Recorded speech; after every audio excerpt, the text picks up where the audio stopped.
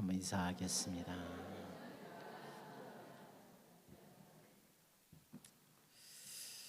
예수님께서 세상에 오셔서 그 백성들을 가르치시던 그 공생의 기간에 백성의 지도자들을 비롯해서 이스라엘 백성들이 얼마나 어두운 모습이었는지 참 잘 보여주는 본문이 그 요한복음 8장입니다.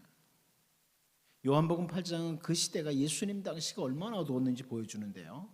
요한복음 8장 3절 4절 말씀을 보면 서기관들과 바리새인들이 음행 중에 잡힌 여자를 끌고 와서 가운데 세우고 예수께 말하되 선생이여 이 여자가 간음하다가 현장에서 잡혔나이다, 이렇게 표현을 하죠.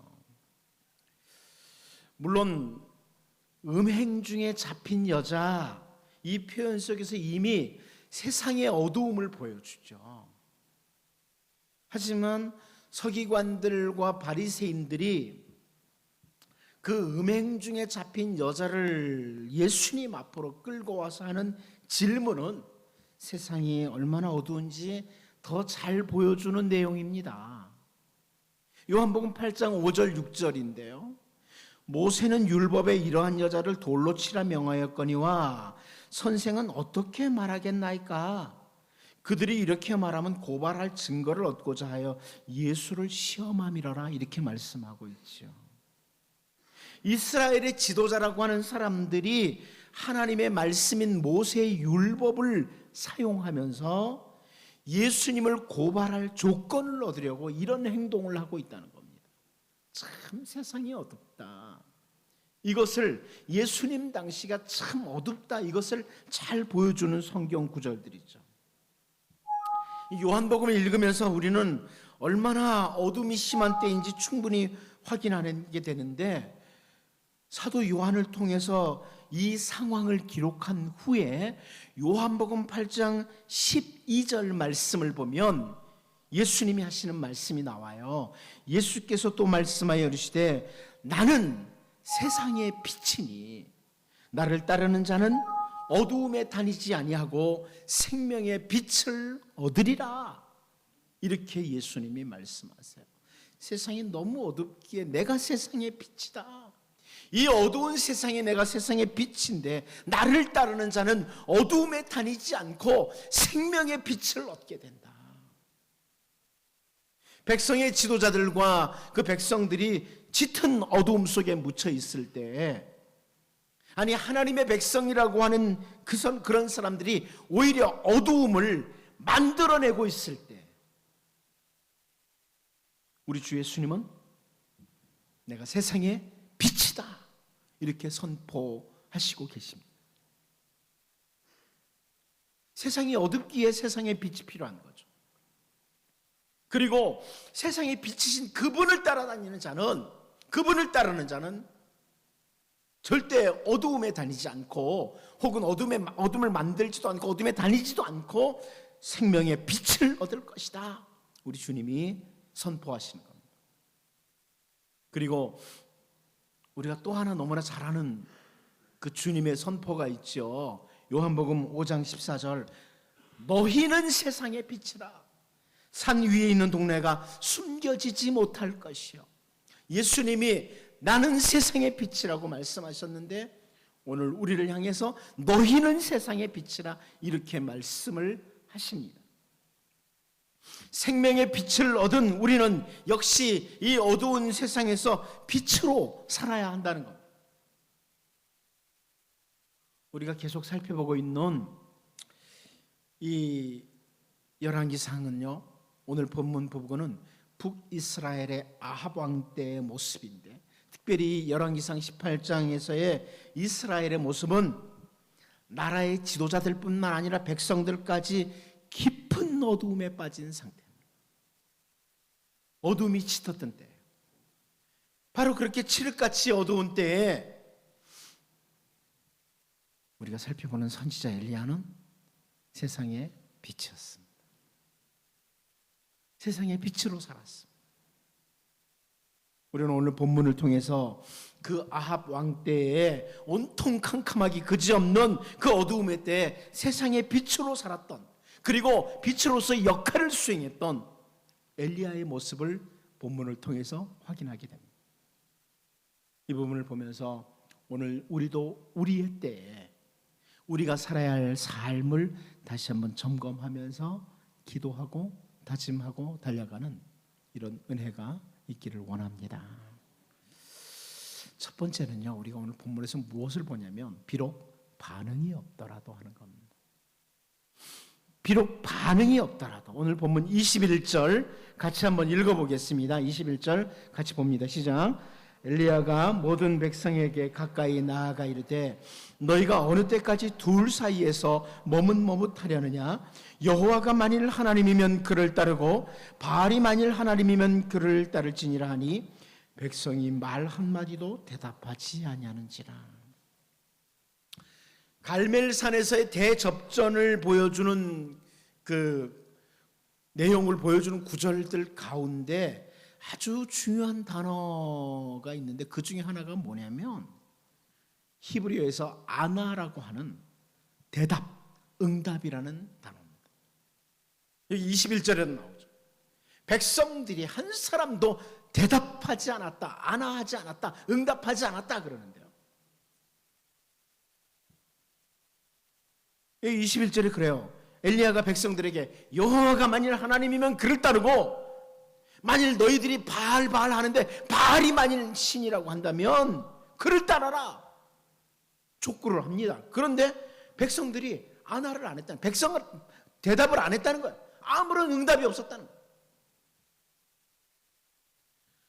그런데 여러분 24절을 보면 너희는 너희 신의 이름을 부르라. 나는 여호와의 이름을 부르리니 이에 불로 응답하는 신 그가 하나님이니라. 그때 보면 백성이 다 대답하되 그 말이 옳도다. 올바른 하나님을 촉구를 따르라고 촉구를 해도 아무런 반응, 대답이 없었어요.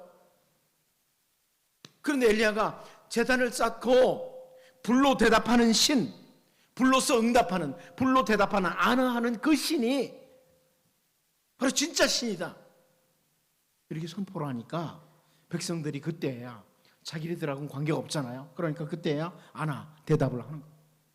이 열왕기상 18장에 그 히브리에서 아나라고 하는 그 응답, 대답이라는 단어가 쫙 나옵니다. 우리 번역으로는 대답이라고도 번역을 했고 혹은 응답이라고도 번역을 했어요. 신에 대해서는 응답이라고 번역을 했고 사람에 대해서는 대답이라고 번역했지만 히브리에서는 같은 단어예요.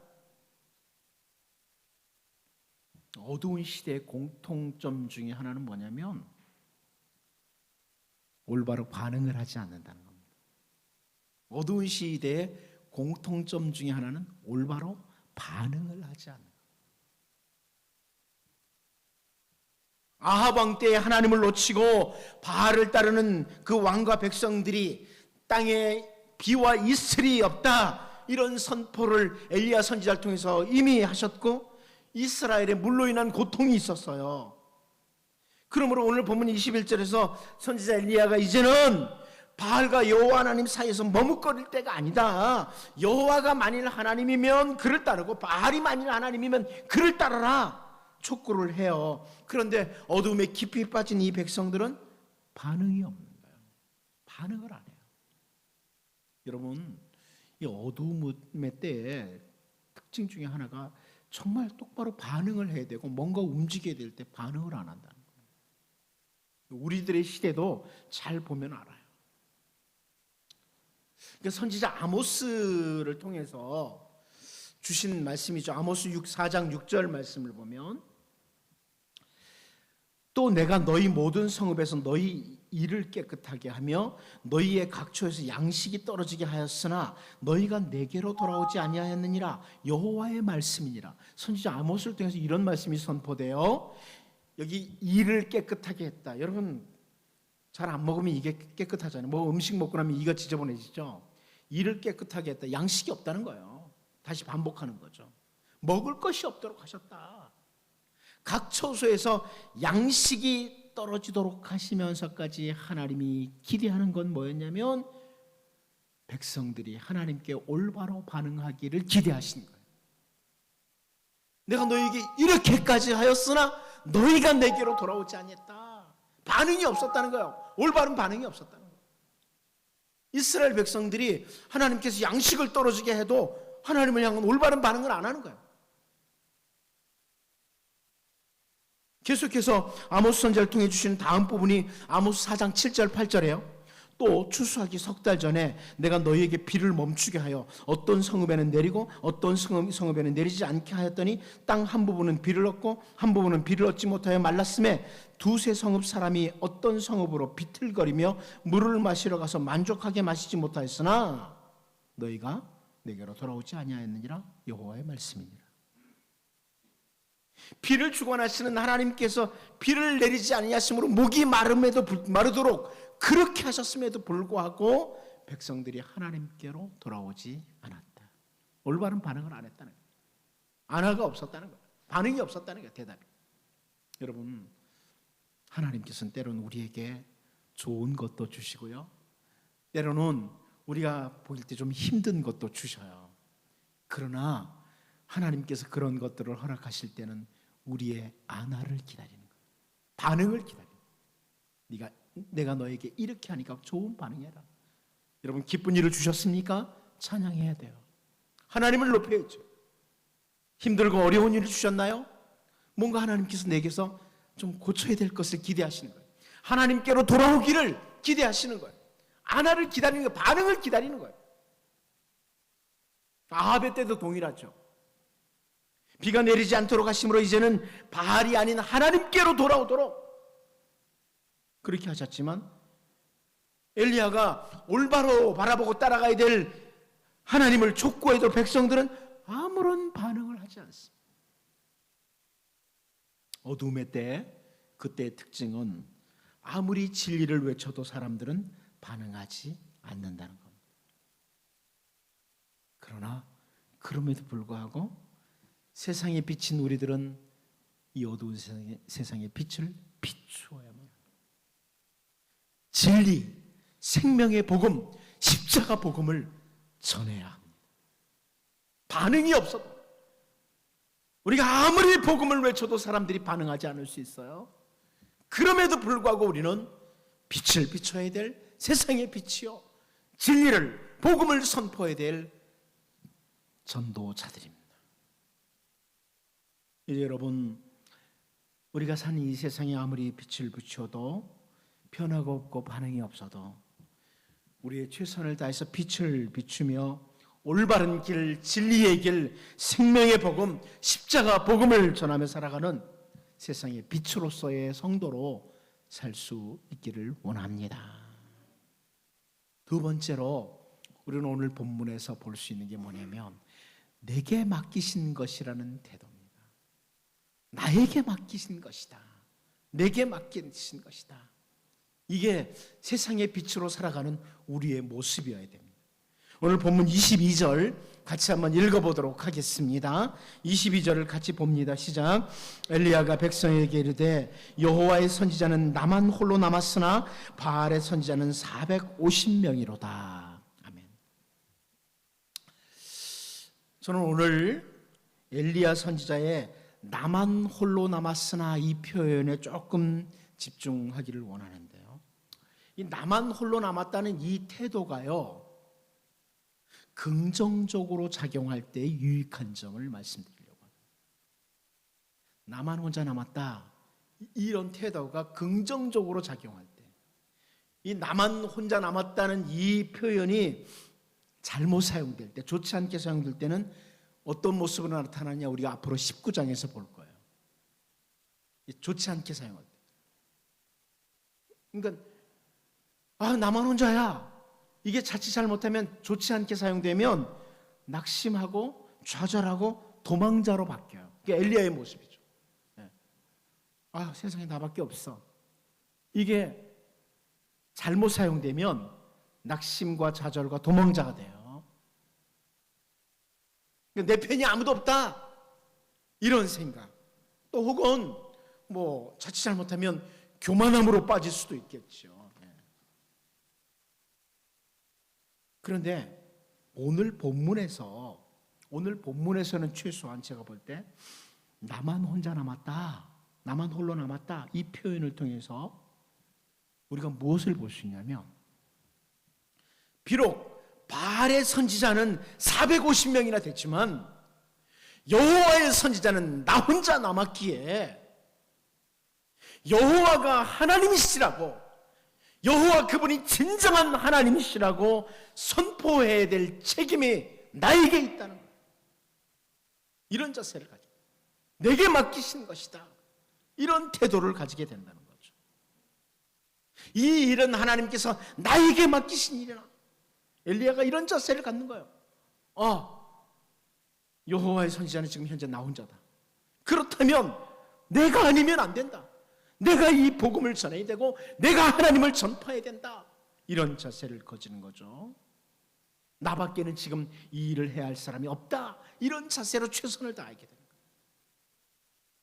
이 어두운 세상에 내가 빛으로 살지 않아도 누군가 빛을 비추겠지, 이게 아니고 내가 바로 이 빛을 비추어야 된다.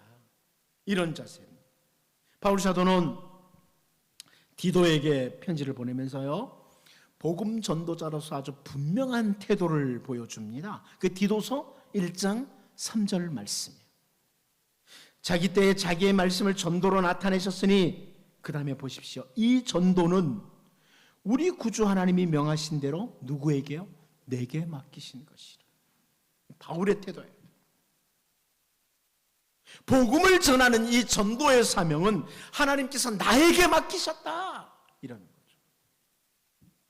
우리는 잘 알아요. 그 바울 당시에 바울 외에도 복음 들고 곳곳에서 생명의 복음을, 십자가의 복음을 외쳤던 수많은 사람들이 있었어요. 그런데 바울은 마치 세상에 자기 혼자에게만 하나님께서 이 복음을 전할, 이 십자가 복음을 전할 사명을 맡기신 것처럼 인식하고 복음 전도자로서의 길을 걸어가는 겁니다. 참 중요한 거죠. 내가 하지 않아도 누군가 하겠지, 이런 태도는 세상의 빛으로 살아가야 될 성도의 자세가 아닙니다. 절대로 아닙니다.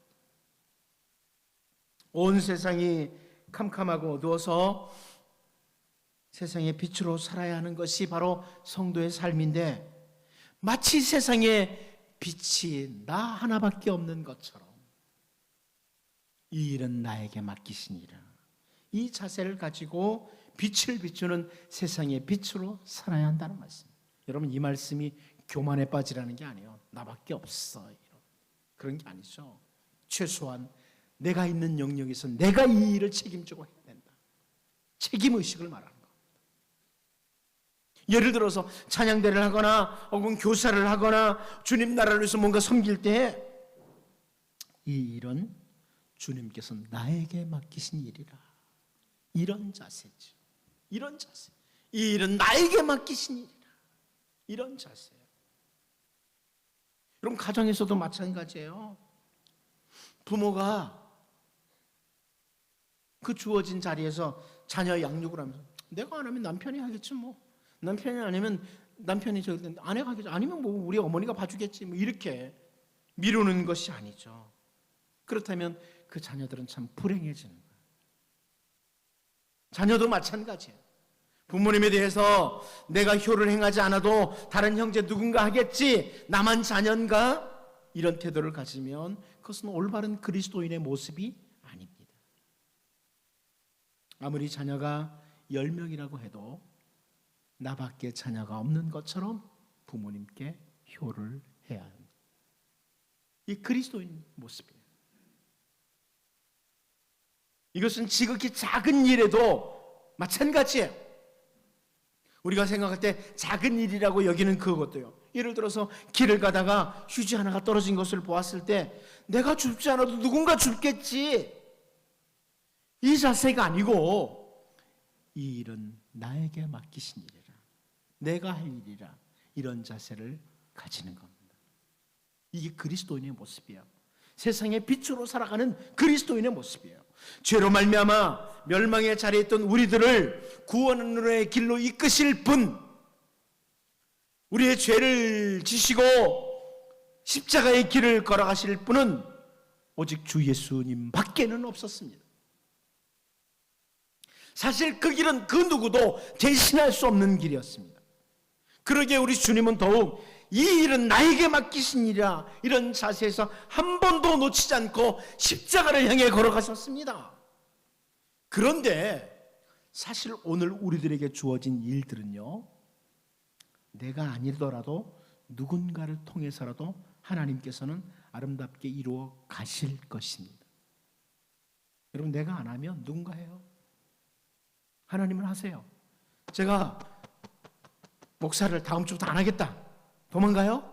하나님은 누군가를 세워서 목사 일을 직무를 하도록 하세요. 그러나 세상의 빛으로 살아가는 성도라면 주어진 자리, 하나님이 주신 그 자리에서 나에게 맡기신 일이라, 이 자세를 놓쳐서는 안 됩니다. 여러분, 이 어두운 세상에서 빛으로 나타내기 위해서 오늘 본문에서 엘리야의 모습을 보면서 마치 이 일은 나밖에는 할 수 없다는 이런 자세로 최선을 다했던 그런 모습을 보면서 이 일은 주님께서 나에게 맡기신 일이라, 이런 자세를 가지고 최선을 다하는 세상의 빛으로서의 삶을 살 수 있기를 바랍니다. 마지막 한 가지 더 보겠습니다. 끌려다니지 않고 주도하는 모습을 봅니다. 이게 빛의 모습이에요. 세상의 빛은 끌려다니지 않습니다. 여러분, 사실 오늘날 우리 한국교회는 많이 끌려다니죠. 그러나 한국의 초대교회는 그렇지 않았습니다. 몇 명 되지 않는 그리스도인들이 세상을 끌고 나갔습니다. 끌려다니지 않습니다. 오늘 본문 23절 24절 같이 한번 읽어보도록 하겠습니다. 봅니다. 시작. 그런즉 송아지 둘을 우리에게 가져오게 하고 그들은 송아지 한 마리를 택하여 각을 떠서 나무 위에 놓고 불은 붙이지 말며 나도 송아지 한 마리를 잡아 나무 위에 놓고 불은 붙이지 말고 너희는 너희의 신의 이름을 부르라. 나는 여호와의 이름을 부르리니 이에 불로 응답하는 신 그가 하나님이니라. 백성이 다 대답하되 그 말이 옳도다 하니라. 지금 이스라엘 백성들은 여호와와 바알 사이에 서서 머뭇거리고 있고 바알 선지자는 무려 450명입니다. 그런데 오늘 본문을 한번 여러분이 다시 한번 읽어보세요. 여호와의 선지자로 엘리야 혼자 서서 갈멜산에서 대결을 시도하는데요, 바알 선지자가 450명이라고 해도 끌려다니질 않아요. 다 끌고 가는 거예요. 주도해서 가는 거예요. 완전히 이 일을 엘리야가 주도하고 있습니다. 25절도 볼까요? 엘리야가 바알의 선지자들에게 이르되 너희는 많으니 먼저 송아리 한 마리를 택하여 잡고 너희 신의 이름을 부르라. 그러나 불을 붙이지 말라. 아주 당당하게 모든 상황을 주도해서 끌고 나가는 선지자 엘리야의 모습을 충분히 읽어내죠. 여러분, 세상의 빛은 어두움에 끌려다니지 않습니다. 빛이 들어오면요, 어둠이 물러가요. 어둠에게 끌려다니질 않아요. 빛이라는 우상 숭배와 함께 온통 어두운 시기이니까 그냥 이리저리 끌려다니는 것이 아니라 오히려 어두운 세상에 빛을 비추며 나가는, 주도해 나가는 그 모습이 오늘 본문에서 보이는 거예요. 사도 바울은 에베소서 5장 11절에서요 너희는 열매 없는 어두움의 일에 참여하지 말고 도리어 책망하라. 어두움의 일에 끌려다니지 말아야 될 뿐만 아니라 참여도 하지 말아야 된다. 그리고 도리어 그 어두운 세상에 대해서 책망해라. 죄를 깨닫게 해라. 이런 말씀입니다. 그것이 바로 세상의 빛으로서의 사명을 수행하는 모습입니다. 옛날이나 지금이나 세상의 빛으로 살아야 될 우리들이 머무는 모든 땅은 어둠으로 가득 차서 결코 만만한 상대는 아닙니다. 엘리야 때처럼 만만한 상대가 아니에요. 우상 숭배자들이 가득 들끓고 있는 그 시대에 엘리야 혼자 이 일을 감당하기는 만만하지 않습니다. 바알 선지자 450명이 또 버티고 있는 그 갈멜산에서 어쩌면 선지자 엘리야는 숫자에 주눅이 들어서 위축이 될 수도 있어요. 그래서 그 사람들이 하자고 하는 대로 끌려다닐 수 있어요. 꼭 이 시대가 그렇지 않습니까? 한국교회가 세상에 끌려다니고 있어요. 하지만 선지자 엘리야는 그 아합의 시대에 하나님께서 세우신 세상의 빛으로 온통 어두움이 가득해도 당당하게 빛을 비추며 어둠을 책망하는, 그들로 하여금 죄를 깨닫도록 하는, 참 하나님을 바라보도록 하는 사명을 수행하고 있습니다. 우리 주님은 세상의 빛에 대해서 말씀하시면서 마태복음 5장 15절에서요, 우리가 잘 아는 말씀입니다. 사람이 등불을 켜서 말 아래 두지 아니하고 등경 위에 두나니 이러므로 집안 모든 사람에게 비치느니라. 어둠에 끌려다니는 것이 세상의 빛이 아니라 모든 사람에게 빛을 비치는, 세상을 주도해 나가는 사람이 세상의 빛으로 사는 사람들의 모습입니다. 바알 선지자가 450명이나 되고 모두들 엘리야와 함께 하나님의 편에 서 있지 않아도 어둠에 끌려다니지 않고 세상의 빛으로서 그 갈멜산을 주도해 나가는 선지자 엘리야의 모습을 한번 그려보시면서요, 비록 우리가 어두운 세상에 살고 있지만 빛으로 이 세상을 주도해 나가는 참된 기독교의 회복이 일어날 수 있도록 우리 조국 교회를 위해서 좀 기도하면서, 하나님, 제가 조국 교회의 구성원 중에 하나입니다. 제가 세상의 빛입니다. 누군가를 향해 손가락질하고 있을 시간이 없고 우리가 기독교의 본래의 사명을 회복하는 이런 은혜를 달라고 기도하면서 또 한 주간 동안 달려갈 수 있기를 원합니다. 기도하겠습니다. 하나님 아버지,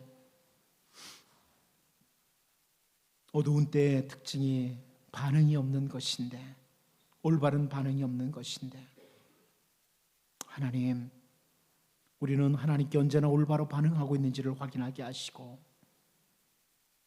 아무런 반응이 없어도 십자가 복음, 생명의 복음 계속 선포하며 세상의 빛으로 살아가게 하여 주옵소서. 이 일은 주님께서 나에게 맡기신 일이라 이 자세 놓치지 않게 하시고, 어두운 세상에 끌려다니는 존재들이 아니라 세상의 빛으로 어둠을 주도해 나가는 엘리야처럼 그렇게 살 수 있는 하나님의 사람들, 우리 조국 교회 될 수 있도록 인도하여 주옵소서. 예수님의 이름으로 기도하옵나이다. 아멘. 우리 찬송가 590